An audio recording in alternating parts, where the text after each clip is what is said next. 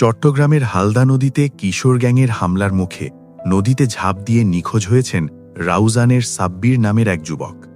৩ দিন পেরিয়ে গেলেও তার সন্ধান মেলেনি। শনিবার ১৪ই ফেব্রুয়ারি রাত 11:30টার দিকে রাউজান উপজেলার উরকিরচর ইউনিয়নের মহিষকরম এলাকা থেকে ১০-১২ জন বন্ধু নৌকায় করে পাশের হাটহাজারী উপজেলার রামদাস মুন্সিরহাটের পীরপোয়া ফকিরের ওরসের মেলায় যান সাব্বির। ফেরার পথে পূর্বশত্রুতার জেরে প্রতিপক্ষের হামলার শিকার হন তারা। লাঠিসোঁটা নিয়ে হামলাকারীরা নৌকায় উঠে মারধর শুরু করলে প্রাণ বাঁচাতে সাব্বির ও মারুফ নদীতে ঝাঁপ দেন। মারুফ সাঁতরে তীরে উঠতে পারলেও গুরুতর আহত সাব্বির নিখোঁজ হন। খবর পেয়ে পুলিশ, ফায়ার সার্ভিসের ডুবুরি দল ও নৌ পুলিশ উদ্ধার অভিযান শুরু করেছে, তবে এখনও তাকে উদ্ধার করা সম্ভব হয়নি।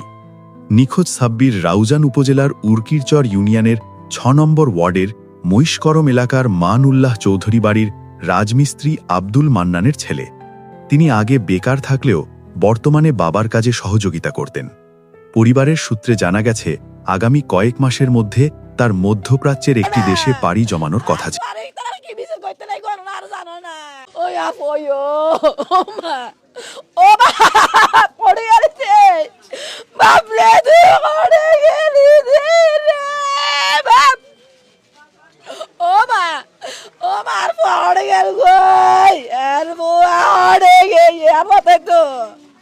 আর